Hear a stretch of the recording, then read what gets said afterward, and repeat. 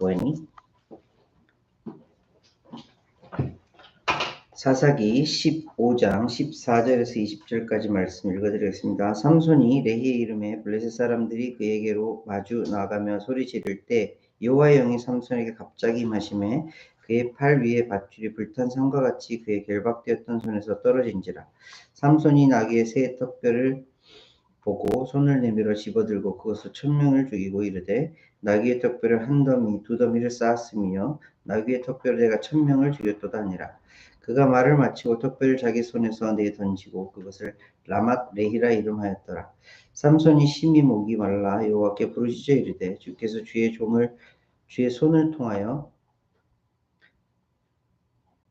종의 손을 통하여 그 큰 구원을 베푸셨사오니 내가 이제 목말라 죽어서 할례받지 못한 자들의 손에 떨어지겠나이다 하니 하나님이 레히에서 한 우묵한 곳을 터뜨리시니 거기서 물이 솟아나오는지라. 삼손이 그것을 마시고 정신이 회복되어 소생하니 그러므로 그 샘 이름을 엔합고레라 불렀으며 그 샘이 오늘까지 레히에 있더라.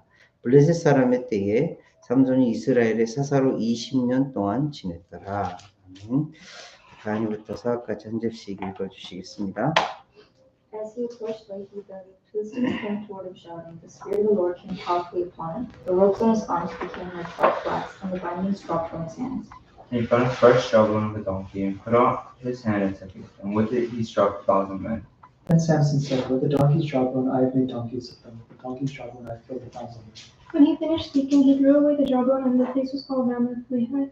Because he was very thirsty, he cried out to the Lord, "You have given your servant this great victory. Must I now die of thirst and fall into the hands of the uncircumcised?" And God split the whole place is at Lehi, and water came out from it. And when he drank, his spirit returned, and he revived. Therefore the name of it was called En-hakkore, and it is at Lehi to this day. Samson led Israel for 20 years in the days of the Philistines. 아멘. 감사합니다. 오늘 말씀 삼손에 대한 말씀이에요. 사실은 14장부터 15장까지 전체 말씀 오늘 다 다루려고요. 그게 한 덩어리의 이야기라서 한 덩어리 이야기를 같이 나누려고 합니다. 그 전에 지난주에 우리가 삼손에 대한 말씀을 나누면서 삼손은 어떤 사람으로 처음부터 태에서부터 엄마 뱃속에서부터 딱 정해졌다고 그랬죠. 나실인 구별되어진 자로 하나님께서 택하셨다고 했어요. 구별된 자로서 살아가기 위하여서 세 가지 중요한 행동, 살아가면서 지켜야 될 것이 있다라고 말씀을 드렸는데 첫 번째가 포도주나 독주를 가까이 하지 않는 거예요. 포도주와 독주를 그냥 단순히 우리가 술을 마시지 말아야 된다 이게 아니라 이 포도주와 독주를 가까이 하지 말라는 건 뭐예요? 포도주와 독주를 마시면 정신이 혼미해지고 깨끗한 정신으로 바른 정신으로 살아갈 수 없기에 어떻게 깨어 있으라라는 그런 의미를 갖고 있는 거예요. 포도주와 독주를 가까이 하지 않음으로 인해서 내가 깨어 있어요. 근데 깨어 있다는 게 어떤 깨어 있음이죠? 하나님 앞에 깨어 있는 거예요. 하나님의 말씀에 깨어 있고 하나님께서 우리에게 주신 그 마음에 깨어 있고 하나님께서 주신 그 뜻에 깨어 있는 것을 의미를 해요. 더불어서 삭도를 대지 말라라는 나실인의 법이 있었어요. 삭도는 머리를 자르지 말라라는 거예요. 머리를 기르라는 거예요. 그처럼 뭐 지금 유대인들 중에서 머리 기르고 다니는 사람도 많이 LA에서도 있었고 지금 히브리가 살고 있는 이스라엘 지역에서도 머리를 길게 늘어뜨리고 사는 사람들이 있어요. 근데 그렇게 머리를 진짜 길고 이렇게 살아가는 그런 뜻이 아니라 이 머리는 하나님이시니 그 하나님의 주권을 인정하고 하나님의 그 주권을 인정함에 따라 내가 그 아래 복종, 오베이하면 살겠다라는 그런 의미를 담고 있는 것이 삭도를 대지 않는다라는 의미예요. 마지막으로 부정한 것, 시체를 가까이 하지 않는 것.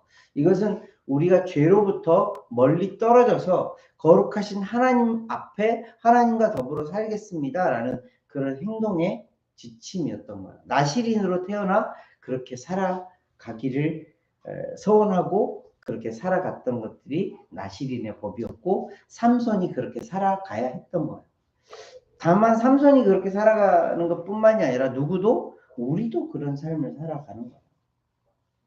항상 하나님 앞에 깨어 있어야 하고 하나님이 나의 주권자이시면 나의 주님이시니 주님께서 나를 다스리실 것을 인정하며 그 앞에 오베이하며 순종하며 살아가는 것. 그리고 죄를 멀리 떠나, 죄로부터 멀리 떠나 거룩하신 하나님 앞에 살아가는 것. 이것이 나시린의 삶이다. 우리의 삶이라는 거예요. 하나님께서 우리를 거룩되이 구별해 주셨어요. 왜요? 왜 거룩되이 구별해 주셨어요? 단순히 구원해 주시기 위해서뿐만이 아니라 거룩한 삶을 가게 하시기 위하여서 우리를 구원해 주신 거예요. 그래서 신약 성경에서는 뭐라고 그러냐면 내가 너희를 자유케 하려고 자유를 주었다라고 말해요. 무슨 자유요? 하나님 안에서 하나님을 누리면서 살아가는 나시린의 자유를 가지고 살아갈 수 있게 하시기 위해서 예수님이 우리를 구원해 주시고 자유케 해 주신 거예요. 우리가 이것을 기억해야 돼요. 근데 오늘 스토리를 보면 나시린으로 이미 태에서부터 엄마 뱃속에서부터 정해졌던 삼손이 얼마나 엉망진창으로 그 삶을 살았는지를 보여주는 말씀이에요. 14장 말씀부터 한번 좀 살짝 볼까요? 14장부터 15장 전체에 이르는 첫 번째 삼손에 대한 이야기예요. 1절만 먼저 읽어볼게요.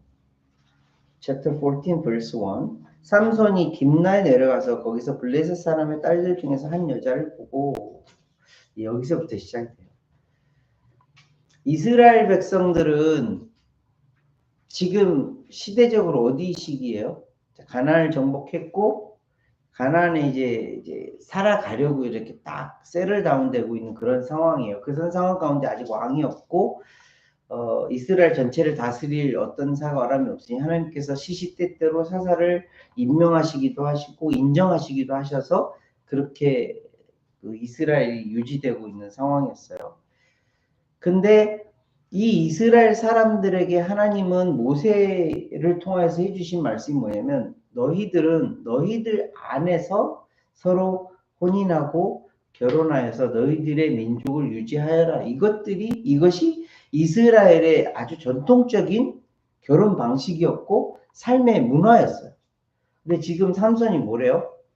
블레셋 사람의 한 여자를 보고 그 이후의 말씀을 보면 그 여자가 좋사오니 나와 결혼시켜 주세요. 엄마 아빠에게 막 이렇게 좀 생떼를 부리는 그런 모습이 나와요.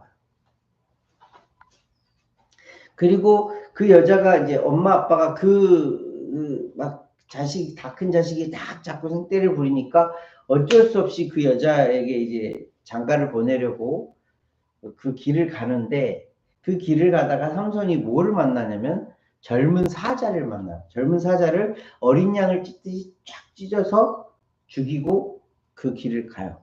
그러다가 얼마 후에 그 길을 다시 돌아왔을 때 사자가 죽어 있는데 그 죽어 있는 사자에게 벌꿀들이 있고 그 안에 벌꿀들이 모아놓은 꿀이 있었어요. 그것을 먹고 그것을 자기 부모에게도 갖다 주었다라는 내용이 쭉 이어져요. 그리고 나서 삼손이 잔치를 베풀어서 그 잔치 가운데에 잔치가 결혼잔치죠.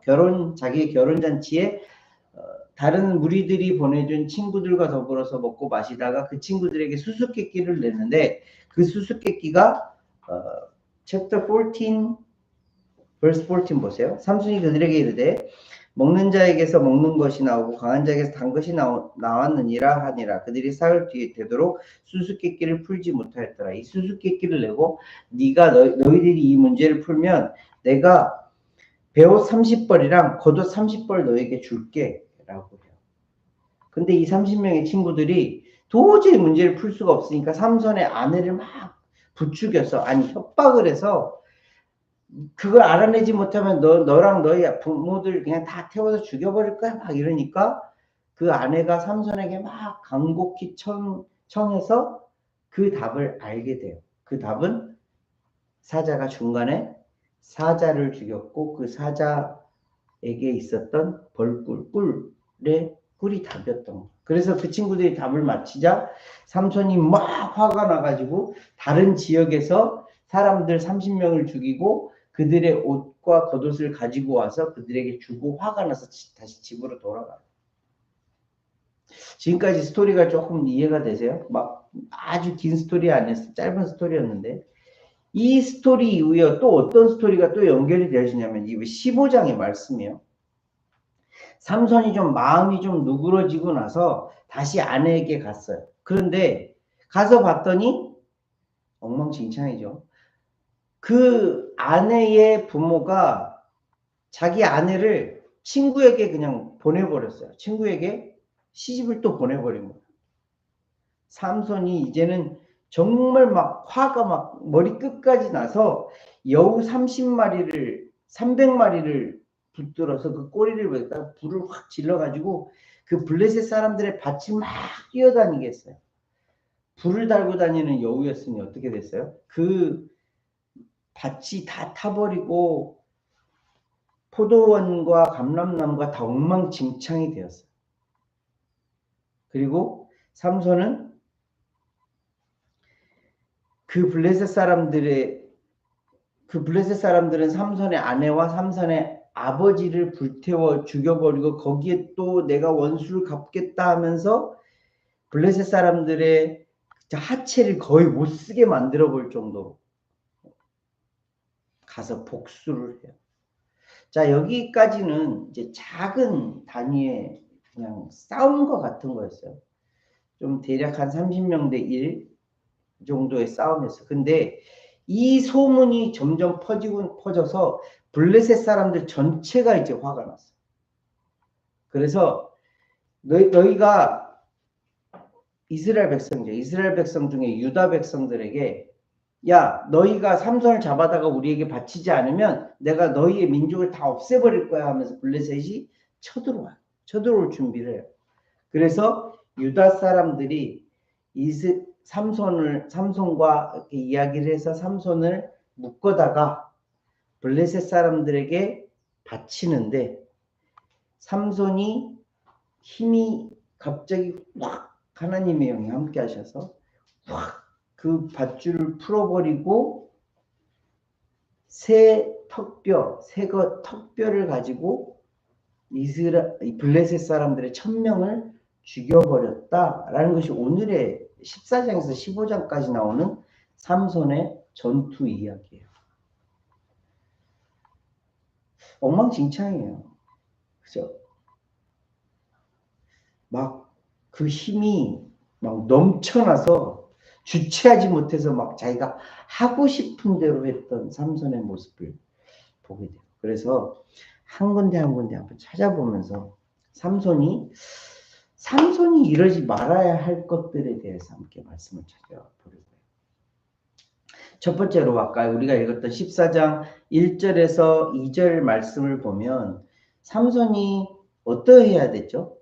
자, 나시린으로 태어났어요. 나시린으로 태어났으면 이스라엘 백성의 나시린으로 태어났고 나시린으로 그렇게 살아가려 그렇게 정하여졌다면 가장 첫 번째로 해야 되는 게 뭐예요? 이스라엘의 백성들의 법을 지키면서 살아가는 거예요. 이스라엘 안에서 살아가야 되는 거예요. 그런데 삼손이 지금 뭐예요?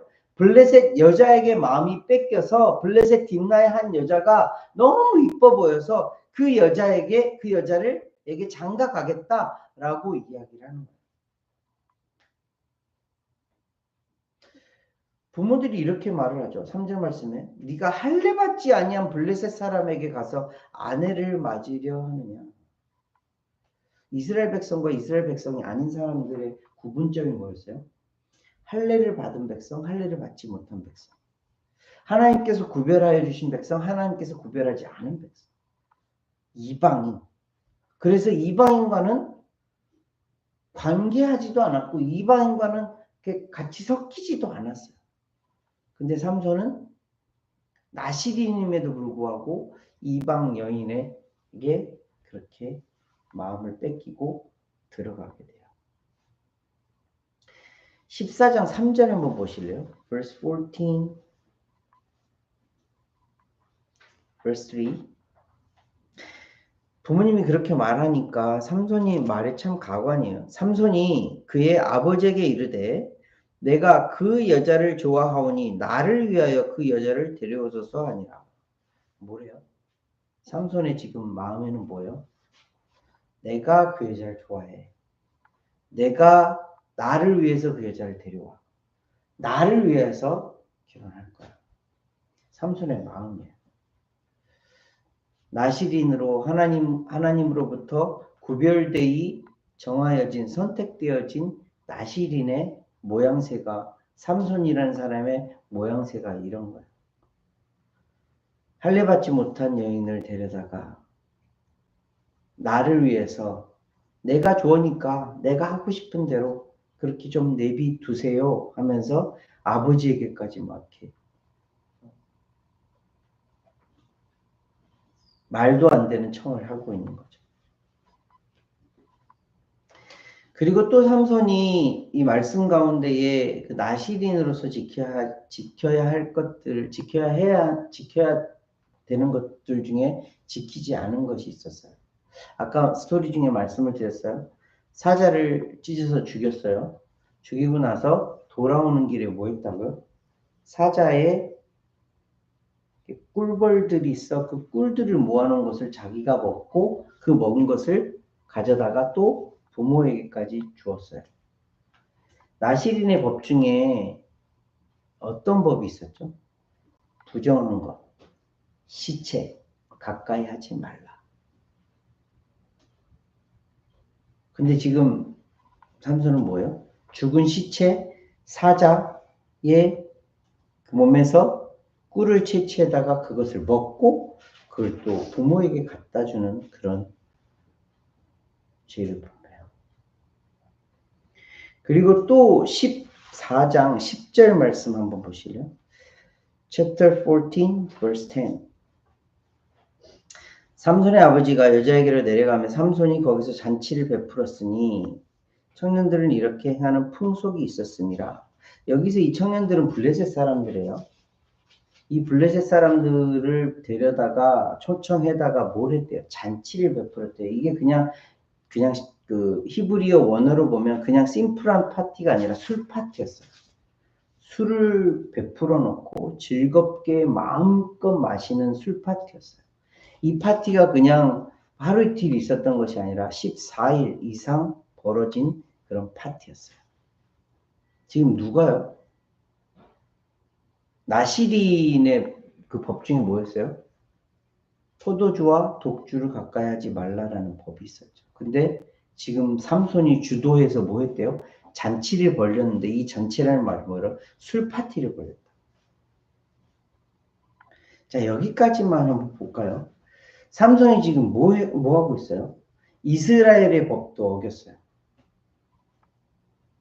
그리고 내 마음대로, 내 뜻대로, 내가 하고 싶은 대로 할 거야 하면서 부정한 것을 만졌어요. 게다가 주도적으로 술 파티를 벌였어요. 포도주와 독주를 멀리하라는 나시린의 그 법을 완전히 깨뜨려버리는 삼손의 모습이에요. 참 안타까운 이야기예요. 삼손의 정말 하나님 앞에 나시린으로 태어나 나시린으로 살아가야 할, 그리고 또 더더군다나 사사로서 선택을 받아서 이스라엘 백성들을 구원해야 될 삼손이 그렇게 살고 있지 못하다라는 것을 기록을 하고 있어요. 왜 그렇게 기록을 하셨을까? 엉망진창의 삶이잖아요. 나시린의 법이란 법은 다 어겨버리고 지가 하고 싶은 대로, 자기가 하고 싶은 대로 살고 있는 삼손의 모습을 보여주고 있어요. 그런데요, 이 말씀들 가운데에 오늘 그 삼손의 첫 번째 블레셋과의 그 전투와 전쟁의 이야기를 기록하시면서 하나님은 잊지 않고 기록하신 말씀이 있어요. 찾아볼게요. chapter 14, verse 4.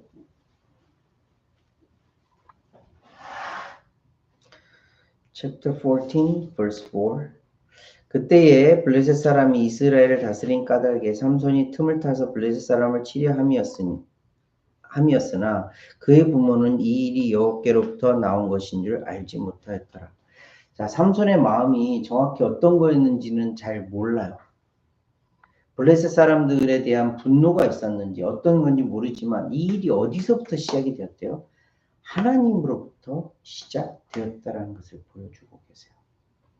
자, 그리고 14장 6절 한번 보실래요? Chapter 14, verse 6.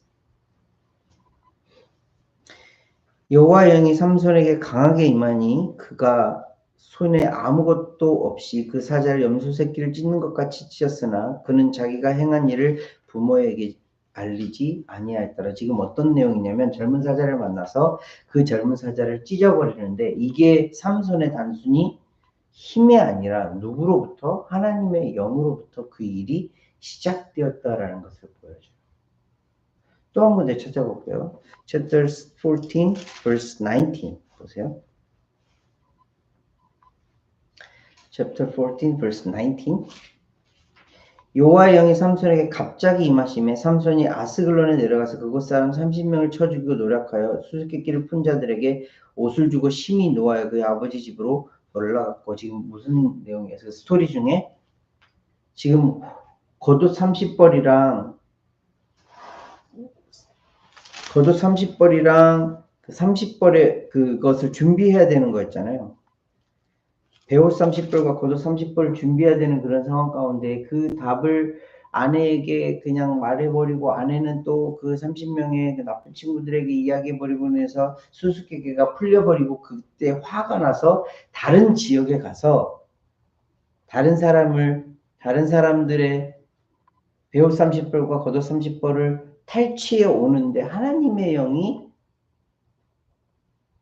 삼손에게 임하셨다. 그리고 그들을 쳐 죽였다. 또 한 군데 찾아볼까요? Chapter 15, verse 14 오늘 읽었던 본문 말씀 가운데 있어요. 삼손이 레히의 이름에 블레셋 사람들이 그에게로 마주 나가며 소리 지를 때 여호와의 영이 삼손에게 갑자기 임하심에 그의 팔 위에 밧줄이 불탄 삼과 같이 그의 결박되었던 손에서 떨어진지라. 하나님의 영이 삼손에게 임하셔서 묶었던 밧줄을 풀어버리고 블레셋 사람들에게 나가서 1000명의 블레셋 사람들을 죽였던 그런 사건이 기록되어 있어요. 이해가 되세요?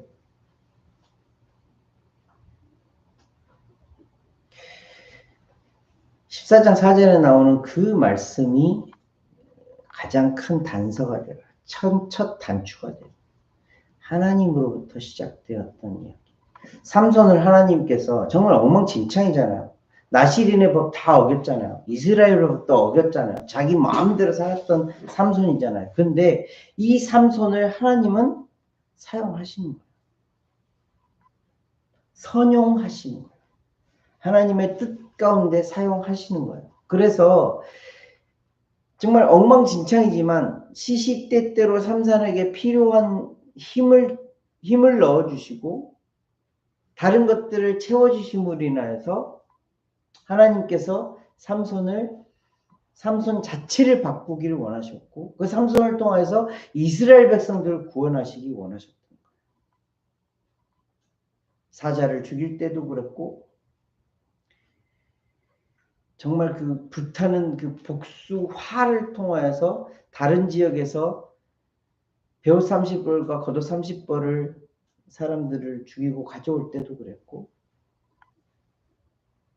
블레셋 사람 1000명을 나귀의 새 턱뼈를 쳐 죽일 때도 그랬고 하나님은 삼손을 그렇게 사용하신 거예요.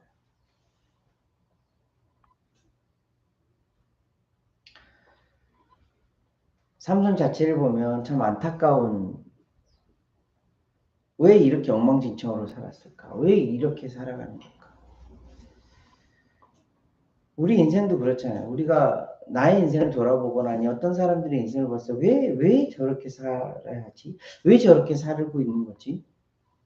그렇지만 우리는 전혀 알지 못하는 방식으로 하나님은 그 사람에게 어떤 일들을 통하여서 그를 깨우치시고 혹은 그 주변의 사람들을 깨우치시고 더 나아가서는 그를 구원하시고 그 주변의 사람들을 구원하시는 역사를 이루어가고 계신 하나님이라는 것을 기록하고 계신 거예요. 그래서 우리가 다른 사람을 함부로 판단하거나 정죄하지 못해요. 왜요? 하나님께서 그를 통해서 어떤 일을 어떤 계획을 가지고 어떻게 실행해 가실지 모르기 때문에 그런 거예요. 정죄하지 말라, 심판하지 말라. 왜요? 그 사람 잘못했잖아요. 그 사람 엉망진창이잖아요. 그 사람 지멋대로잖아요. 삼손 같잖아요. 그렇지만 하나님은 정죄하지 말라, 심판하지 말라 하세요. 왜? 하나님은 그를 통하여서, 그런 그를 통하여서, 그런 나를 통하여서도 일하고 계시다라는 것을 알려주고 계시기 때문에 그런 거예요. 저와 여러분들이 그런 눈이 있었으면 좋겠어요. 나에게 일하시는 하나님이 나의 옆에 사람에게도 일하고 계시는 거구나. 내가 하나님 앞에 존귀한 존재인 것처럼 저 사람도 하나님 앞에 존귀한 사람이구나. 내가 하나님 앞에 사용되어지는 것처럼 저 사람도 하나님 앞에 사용되어지는 그런 사람이구나 라는 것을 아셨으면 좋겠어요. 그래서 맨 마지막 말씀에 보면 19절 말씀에 그 지역의 이름 그리고 약간 닉네임처럼 있는데 chapter 15 verse 19 하나님이 레이에서 한 우묵한 곳을 터뜨리시니 거기서 물이 솟아나오는지라 삼손이 그것을 마시고 정신이 회복되어 소생하니 그러므로 그 샘 이름을 엔하꼬레라 불렀으며 그 샘이 오늘까지 레이에 있더라. 1000명을 죽이고 나서 너무 목이 마르고 힘들어서 하나님 앞에 부르짖어요. 삼손이 목말라 죽겠습니다.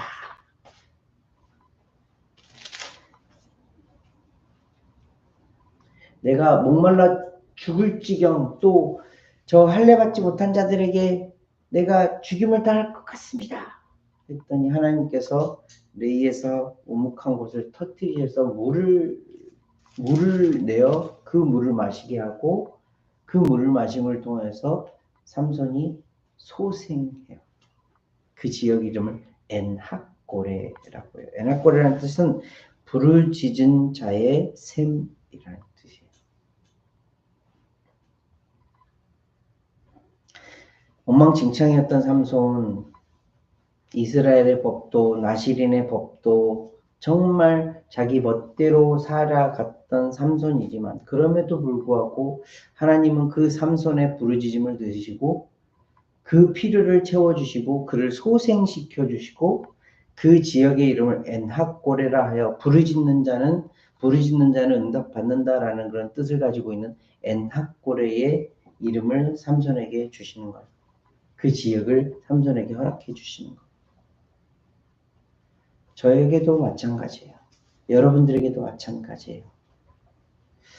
언제 어떻게 하나님이 행하실지 우리는 정확히 알지 못해요. 우리는 우리의 마음대로 우리가 원하는 대로 우리가 하고 싶은 대로 그렇게 살아가길 원하는 정말 근본적으로 죄인이에요. 그럼에도 불구하고 하나님은 우리를 선택하셔서 우리를 사용하기를 원하시고 우리를 다시 회복시키기, 소생시키기를 원하고 계세요. 언제?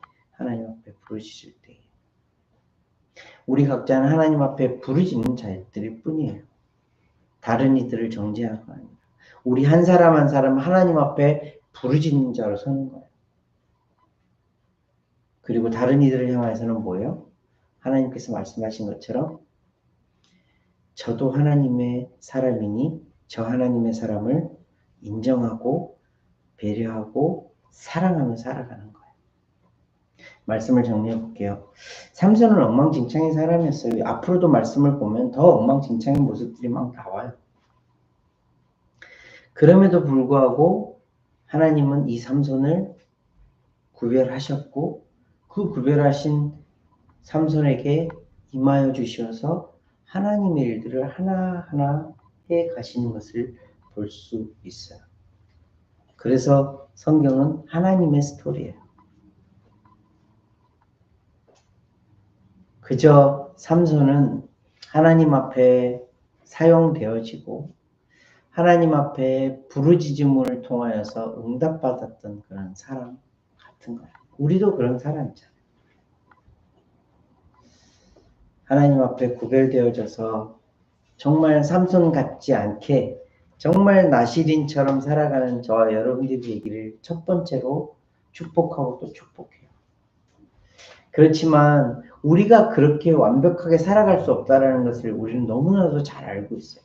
그렇게 우리는 어떻게 살아야 되는 거예요? 하나님 앞에 부르짖으면서 살아가는 거예요. 애낙골에 하나님 함께 해주세요. 제가 지금 죽겠습니다. 하나님 저를 좀 붙들어 주세요. 하면서 살아가는 거예요. 이것이 그리스도인들의 삶이에요. 정말 거룩되이 구별되이 살아가는 것이 너무너무 큰 꿈이지만 그렇게 살 수도 없고 살아갈 수도 없는 자들이기에 하나님 앞에 부르짖으며 또 살아가는 거예요. 하루하루가 그런 삶이에요. 하루하루가 그런 기회예요.